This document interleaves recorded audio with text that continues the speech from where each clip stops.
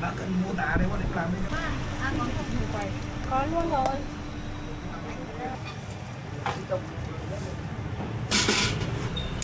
Lưỡi thôi. Thôi à? Khách quen thì thường như khách biết là không dùng tài khoản, chỉ có điện thoại không.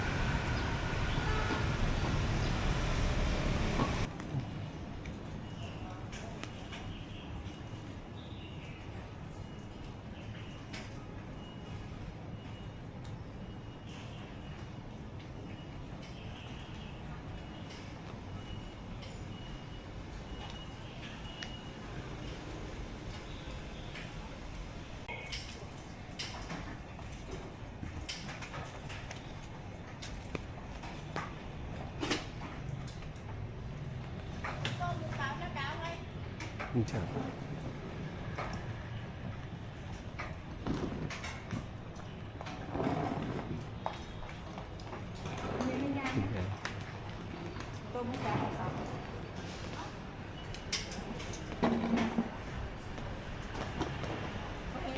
Quay vào ảnh nhé sướng.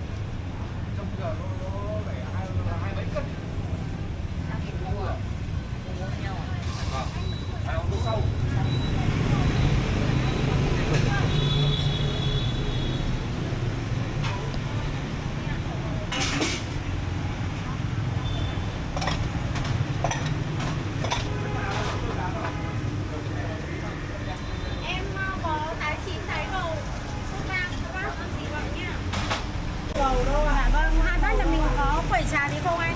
Có quẩy đấy. Cho em 120 đi ạ. Tiếp tục là 3 Bên bánh kia bát sốt vàng nhá.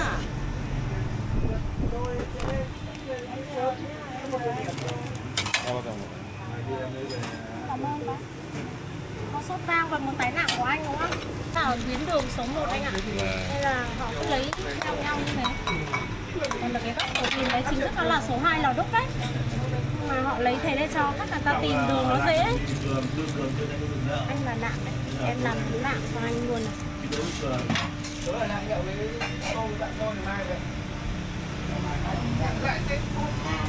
Sau đó đi đến một số vang. Một cái nặng trong nhà và một số vang.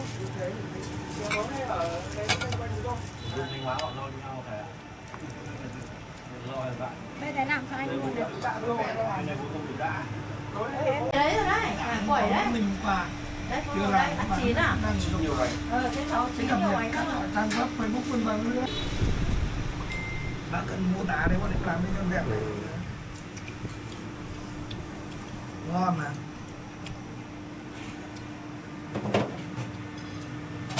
Đây đúng dịch là khách tứ phương mời ở đây mời ra đây ăn. Hay đi để sẽ đi làm đi ăn tiên ở Long Sơn trên bị bắt đánh bại rồi. Còn cái bảo vùng Cameroon tỉnh Đây xong rồi Có luôn rồi.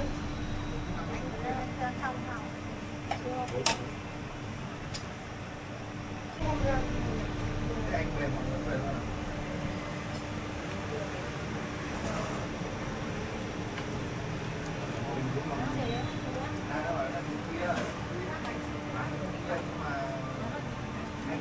Hai cái chỉ đến một.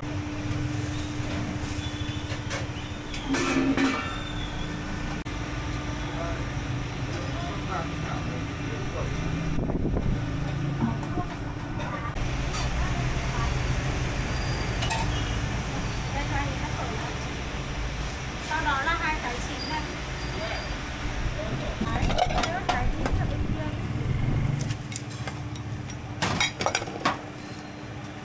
Một ít bánh nha.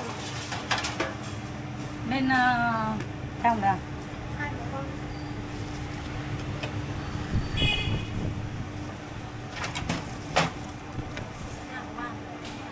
Đây.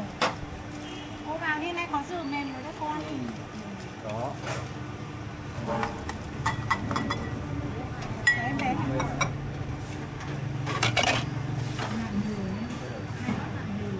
Hai nặng rồi có luôn ạ.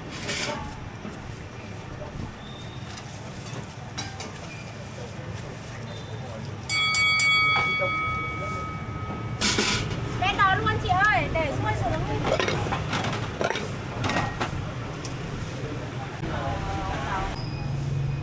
Quay từ đầu đến cuối. Quay lại tươi tươi tí. Quay cháu mặt cháu được mà, để cháu biết phở đang hoàng. Vui mà.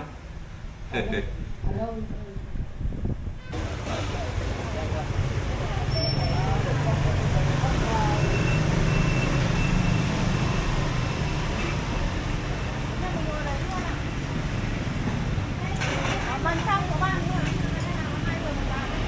Có cái có chín.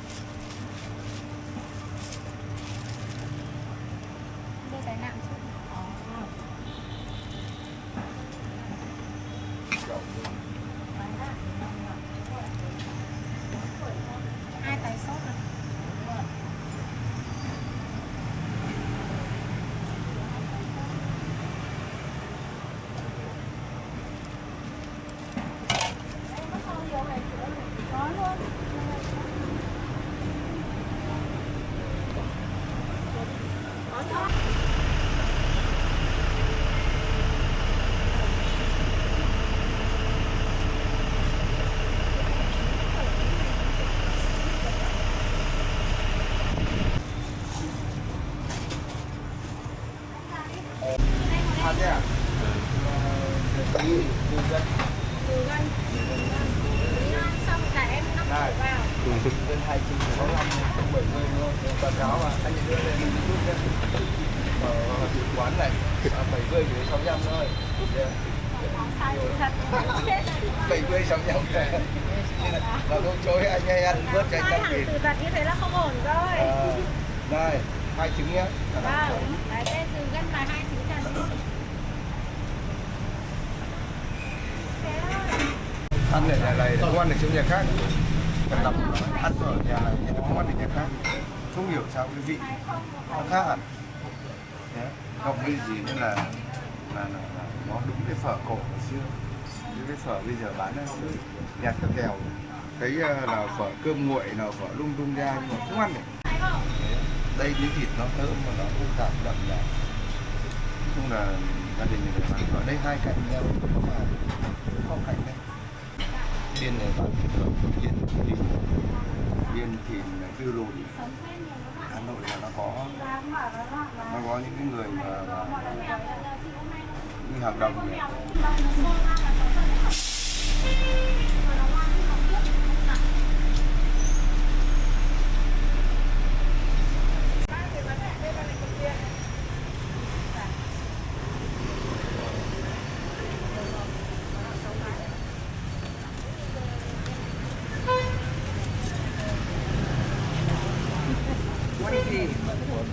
Bán hàng đó. Quay. Cả mỗi bán Đủ cạnh tranh không? Đúng. Cho chị gói Cái xôi trà đó. 10.000 xôi xéo. Cái tiền nó cứng.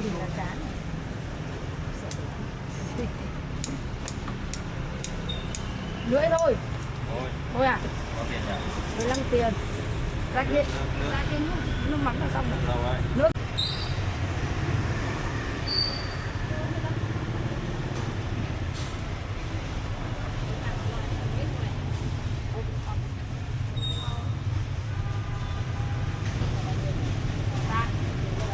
Đấy 15.000 là vượt rồi đấy.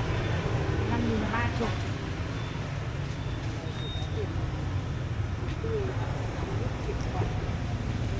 Từ ngày cháu bán xôi, bán hàng nhưng mà tôi chưa lập tài khoản bao giờ bạn. Cháu bán khách đón khách quen thì thường như khách cũng biết là không dùng tài khoản, chỉ có tiền doạn không.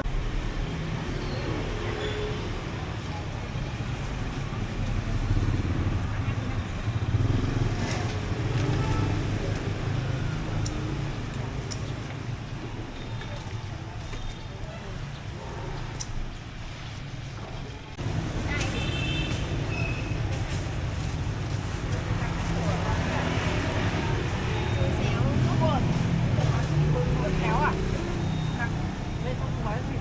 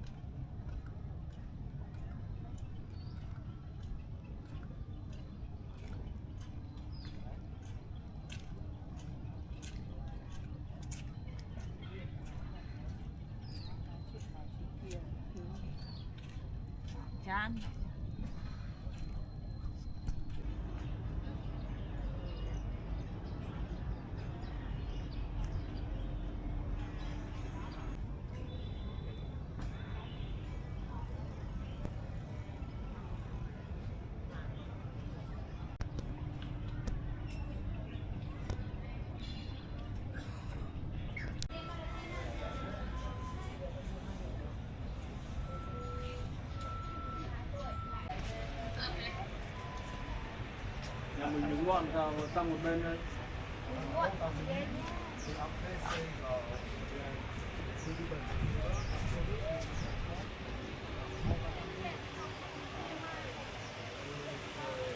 Vous avez passé devant le mausolée de Chili, le mausolée et le parlement, l'Assemblée nationale.